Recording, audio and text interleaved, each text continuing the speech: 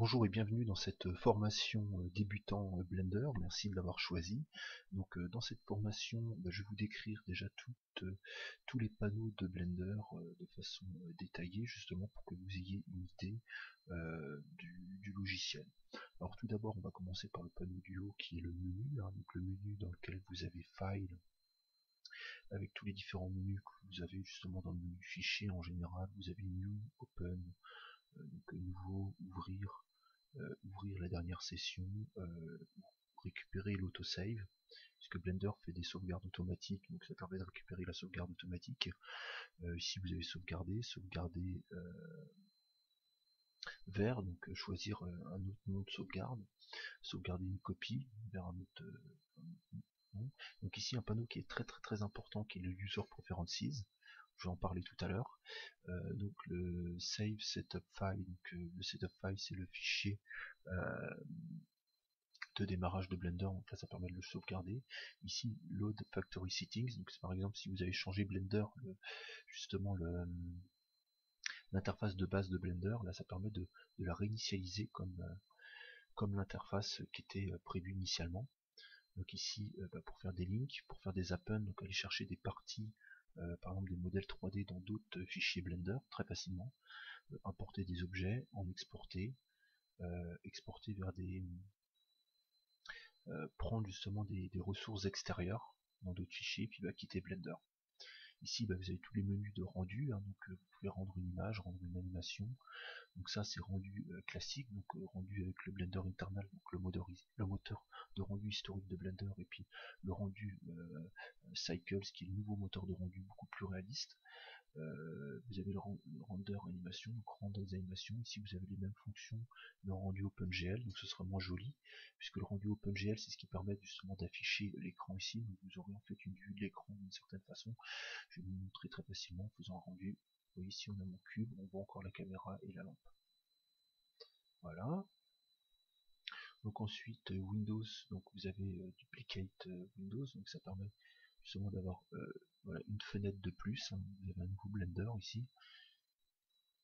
Vous pouvez passer en plein écran, sauver une screenshot, donc sauver une capture d'écran, fabriquer un screencast, donc faire un screencast. Je vous déconseille de faire un screencast directement avec Blender. Vous pouvez utiliser comme moi une application tierce, comme ici début. Et enfin l'aide avec le splash screen et puis tous les modules d'aide en ligne de Blender. Ici vous avez un menu qui vous permet de switcher en fait d'interface. Ici vous avez l'interface par défaut.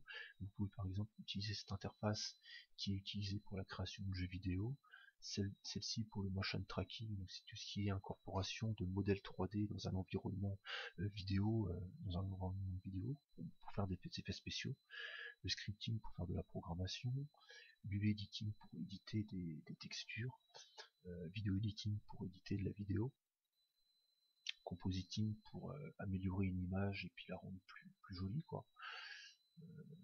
l'animation, et puis le full screen 3D. Donc de cette façon là vous pouvez faire vraiment vos éditions 3D de façon beaucoup plus simple, et vous n'avez pas tous les menus tout autour, donc vous avez peut-être besoin d'une bonne connaissance des raccourcis clavier, sauf si vous avez déjà paramétré un menu avec Blender, par exemple avec Shift A par exemple, pour ajouter ici par exemple vous pouvez ajouter plein de choses justement en faisant Shift A. Et par exemple ici avec W vous avez énormément de fonctions également. Donc ici les scènes, vous pouvez créer plusieurs scènes. Donc ici défaut, voilà. Donc le menu sur le côté ici permet de faire des transformations sur l'objet lorsque vous êtes sur un... Donc ici vous avez plusieurs onglets. Donc chaque onglet est une chose particulière, en fait, une fonction particulière. Donc ici Tools vous permet de déplacer votre objet, d'effectuer des rotations, des duplications de l'objet très facilement. Vous pouvez également le faire avec des raccourcis clavier. Smooth permet aussi de le faire. Donc Smooth, donc on va subdiviser notre objet ici comme ceci. Vous voyez ici il y a plein de petits carrés. Et si on veut justement les faire disparaître, on appuie sur Smooth, vous voyez. Bon, ils n'ont pas vraiment disparu, c'est seulement un algorithme de calcul qui permet justement de donner une impression de lissage de l'objet. mais l'objet reste toujours justement avec ses carrés. C'est juste visuel. Donc ici vous avez un historique avec undo rétro et undo historique. Donc ça permet d'aller en arrière, en avant et d'avoir tout l'historique de tout ce qu'on a fait et de revenir par exemple ici au moment où on était à la 3D view. Donc là avec notre cube.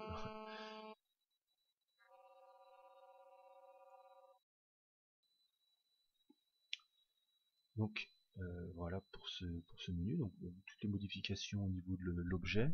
Donc ensuite vous pouvez aller dans Create, donc Create comme son nom l'indique permet de créer des objets. Donc ici vous pouvez créer des objets de type maillage, donc de type mesh, des objets de type curve, de type circle. Donc là c'est tous les objets de type courbe, là toutes les lampes disponibles, donc les lampes, les point lampes, les seuils, les spots, les limites, les ARA.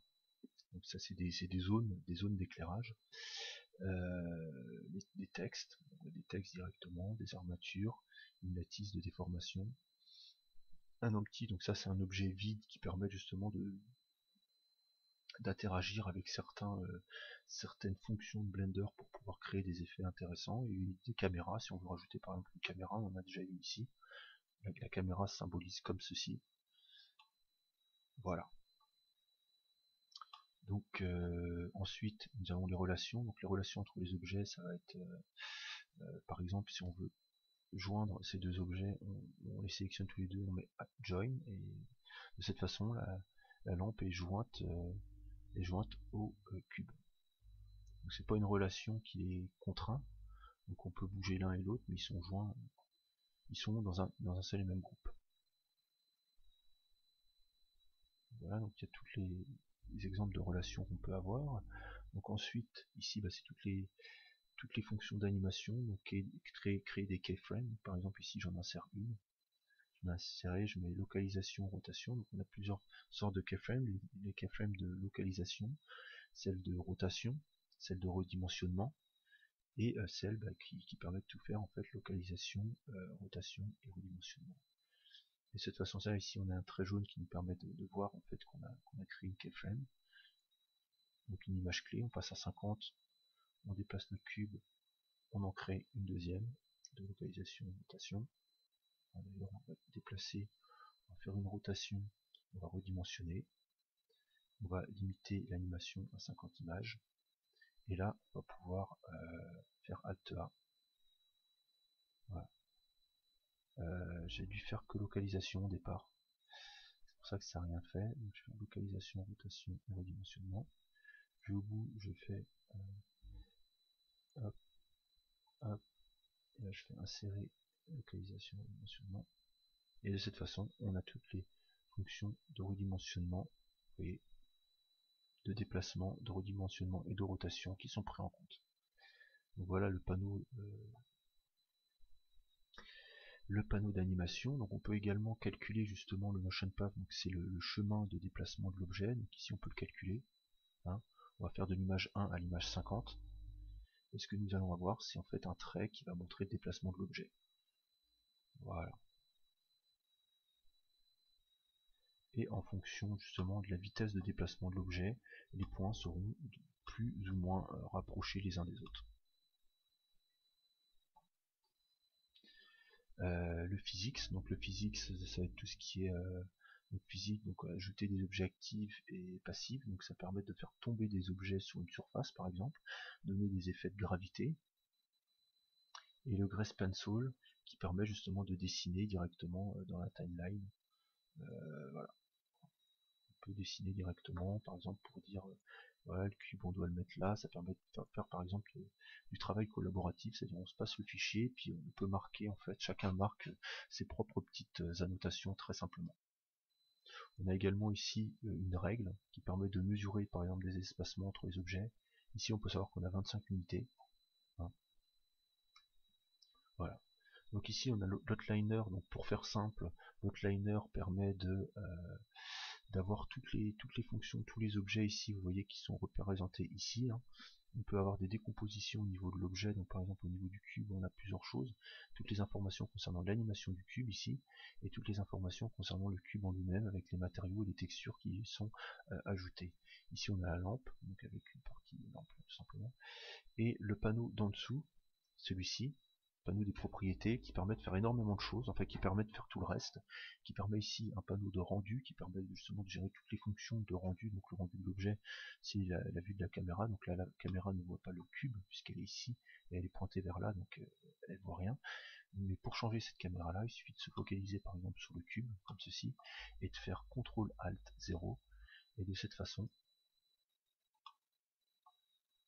voilà, on peut se déplacer, voilà, et là on se met sur le cube, et là on peut faire une visualisation du cube. Donc voilà, on a toutes les fonctions de rendu. Ici c'est des panneaux un peu spéciaux, je ne vais pas trop en parler pour le moment. Ici World ça permet justement d'ajouter un ciel, enfin d'ajouter un environnement Ici par exemple on va pouvoir rajouter un ciel bleu. Voilà, avec une nuance un peu plus foncée vers le bas, et de rajouter une lumière de type ambiance occlusion. Je vais mettre sans l'ambiance occlusion pour vous montrer. Et ça donne ceci, j'ai le ciel, mais le cube est un peu foncé. Et encore pas très bien éclairé. Si j'ajoute une ambiance occlusion qui va rajouter de la lumière autour du cube, et de cette façon là, le temps de calcul est un peu plus long, mais le cube est éclairé. On peut aussi une environment lighting qui donnera plus ou moins le même résultat. Si on met les lumières indirectes, voilà, ça n'a aucun effet. Voilà. Donc voilà pour ce menu. Donc ensuite, ça c'est tous les menus d'objets. Donc ça permet par exemple ici, comme j'avais montré tout à l'heure, de calculer le motion path, comme vous pouvez avoir dans l'animation. Aussi de gérer les duplications de l'objet, la duplication sur un autre objet, et de gérer les relations de l'objet. Ici, donc on a un menu Delta Transform qui permet justement de transformer, de modifier le déplacement de l'objet. Vous voyez ici. Là j'ai la caméra qui est sélectionnée, donc je peux mesurer, je peux la déplacer très facilement ici. Ensuite, ça c'est pour ajouter des contraintes à l'objet, donc par exemple des limites en localisation, en distance, en redimensionnement, en rotation.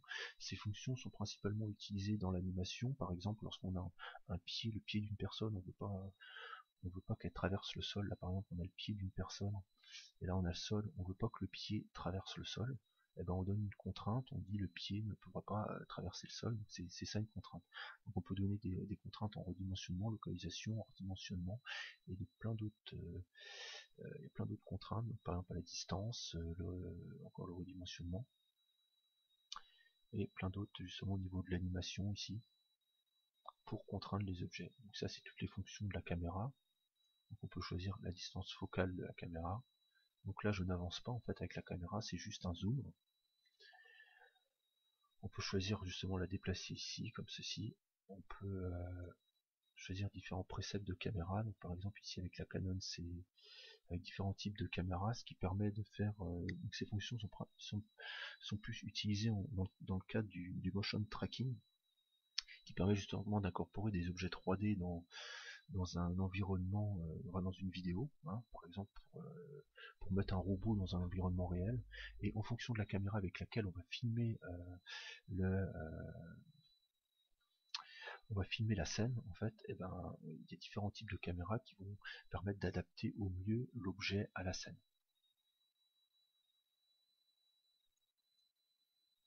Donc voilà pour tout ce qui est caméra. Donc ensuite on a les textures et les matériaux. Donc ici forcément là j'étais sur une caméra, donc j'ai pas de matériaux. Petite remarque, vous voyez ici le dessin que j'ai fait ici au niveau du pied, je l'avais fait en sélectionnant la caméra. Et ces dessins-là, je les avais fait en sélectionnant le cube. Vous voyez que les dessins sont agrémentés justement à un objet bien particulier. Ce qui permet par exemple, en cliquant l'objet, de voir certaines remarques ou certaines annotations qu'on peut faire. Donc ici, au niveau du cube, ici on peut rajouter des matériaux. On peut très facilement, ici, je vais vous montrer rapidement, changer la couleur du cube, enlever de la luminosité, enlever de l'intensité justement au niveau de la lumière très facilement. On peut aussi ajouter une texture. Donc ici par exemple je peux ajouter une texture de type cloud et que lorsque je vais faire un rendu, je vais voir, vous voyez ici, on ne le voit pas tellement bien parce que je vais changer la couleur ici pour la faire passer par exemple en noir, là on va mieux voir. Voilà, vous voyez ici de type cloud, donc ça fait une texture un peu comme si c'était des nuages. Voilà, donc ici on a tout le menu de particules, ce qui permet de faire des cheveux, ce qui permet de faire des explosions, des feux d'artifice, des étincelles.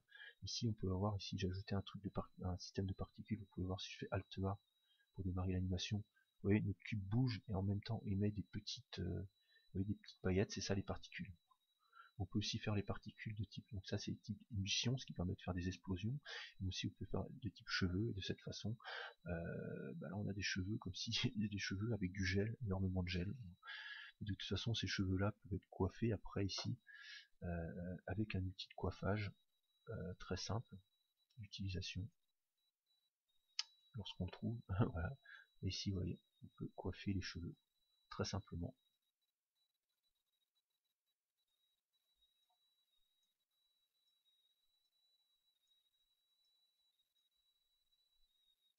Donc voilà. Et ensuite ici, c'est tout ce qui concerne les collisions d'objets, ça c'est tout ce qui concerne les vêtements pour créer des vêtements en fait à un personnage par exemple, pour créer des soft body, donc c'est des objets mous, hein. Contrairement au rigid body qu'on a vu, dont je vous ai parlé tout à l'heure, là ça crée des corps mous qui sont comme de la gélatine, des fluides pour créer de l'eau en fait, le système de fumée, donc là ici on a les rigid body, hein, qu'on retrouve également ici lorsqu'on sort de ce menu. Voilà, qui sont ici tout ce qui est physique, rigid body, hein, on peut retrouver ici également. Et, et voilà pour tout ce qui est de cette présentation. Donc, ce que je ne vous ai pas présenté également, c'est les imiteurs, les modifieurs, pardon. Il y a une quantité impressionnante de modifieurs qui permettent de modifier l'objet de façon non destructrice. Alors je vous explique ce que c'est une destructrice. C'est simple, c'est par exemple ici, lorsque par exemple je fais CTRL R ici, hop, et je fais par exemple comme ça, là c'est destructeur puisque ça a modifié l'objet, CTRL Z. Voilà. Le seul moyen de revenir, c'est de revenir en arrière avec la commande CTRL Z. Par contre, ici, si je rajoute par exemple un modifieur de type Decimate, qui permet de réduire l'objet, hein, réduire le nombre de faces de l'objet, ici vous voyez, hop, j'ai un peu fait la même chose que tout à l'heure, j'ai réduit mon objet, mais c'est pas de façon destructrice. Parce que ici, si je clique sur le petit œil pour désactiver, enfin pour plus que cette fonction soit visible, mon cube redevient normal. Voilà. Donc c'est pas absolument pas destructeur, pardon. Et si par exemple je le supprime, eh ben, on ne le verra plus. Il est également possible avec ces fonctions, ce qui est intéressant, c'est de par exemple cliquer sur l'appareil photo, ici désactiver, et si on fait, on va se focaliser dessus avec la caméra. Là, on va déplacer vers l'arrière, hein. Donc déplacer vers l'arrière, je fais G et je clique sur la molette de la souris, voilà. Et de cette façon là j'ai tout le cube, et là je fais un rendu.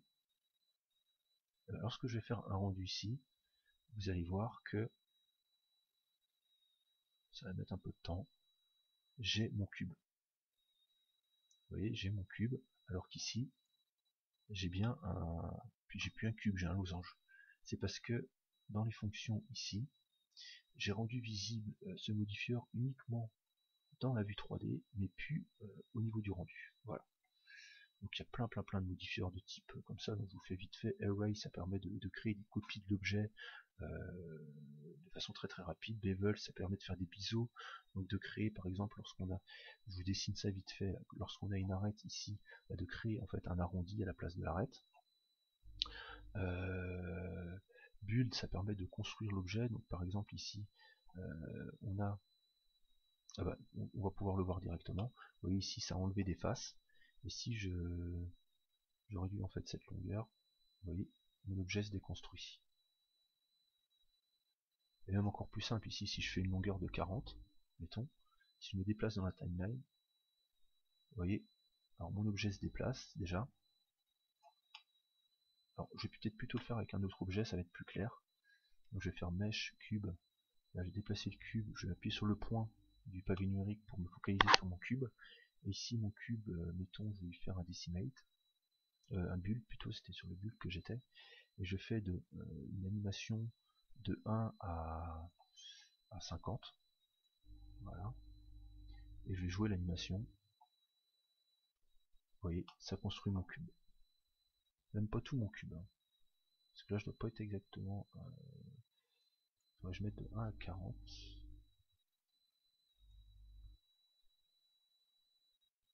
Voilà.